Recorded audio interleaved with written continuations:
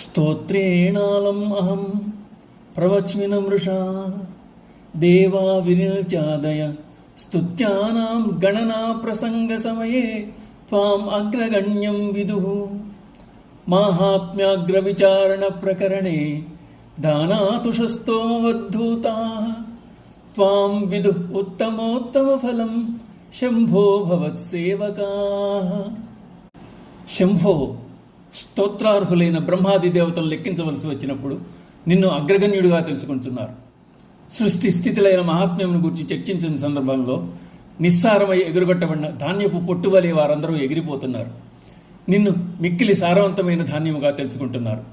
నేను స్తోత్రమునకు చాలను, అసత్యమాడను. 33 కోట్ల మంది దేవతలు ఒకసారి సమావేశమయ్యారు.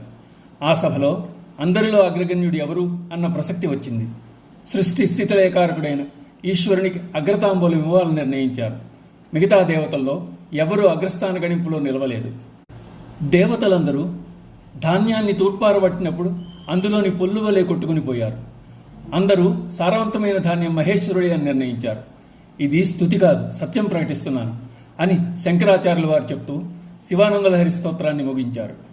ఈ సందర్భంలో శివాయ విష్ణురూపాయ శివరూపాయ విష్ణువే అన్నట్లు హరికీర్తనం, హరపూజనం రెండూ దురితాలను దూరం చేయగలవే.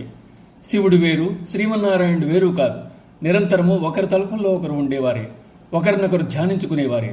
అందుచేత హరిహరుల మధ్య భేదం లేదు. శంకర భగవత్పాదులు సాక్షాత్ శివుని అవతారం.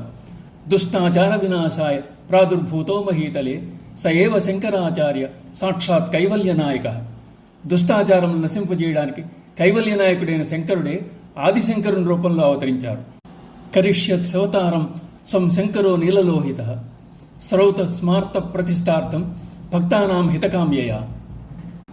శ్రౌత స్మార్త క్రియలను సుప్రతిష్టం చేసి వైదిక మార్గాన్ని సక్రమంగా నిలబెట్టడానికి నీలలోహితుడైన శివుడు స్వయంగా శంకరుల రూపంలో అవతరించారు. సర్వభౌతిక ప్రపంచానికి బ్రహ్మమే ఆధారం అని చాటి చెప్పిన శంకరాచార్యుల వంటి ధీశాలి, మేధావి మరొకరు మళ్లీ పుట్టలేదు. ఆయన ఒక అవతార పురుషుడు, సాక్షాత్ శివస్వరూపం.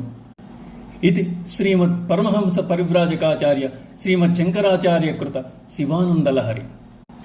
జగముల చిరునగవుల పరిపాలించే జనని అనయము మము కనికరమున కాపాడే జనని మనసే నీ వశమై స్మరణే జీవనమై మాయని వరమేయవే మంగళనాయకి శ్రీలలిత శివజ్యోతి సర్వకామదా.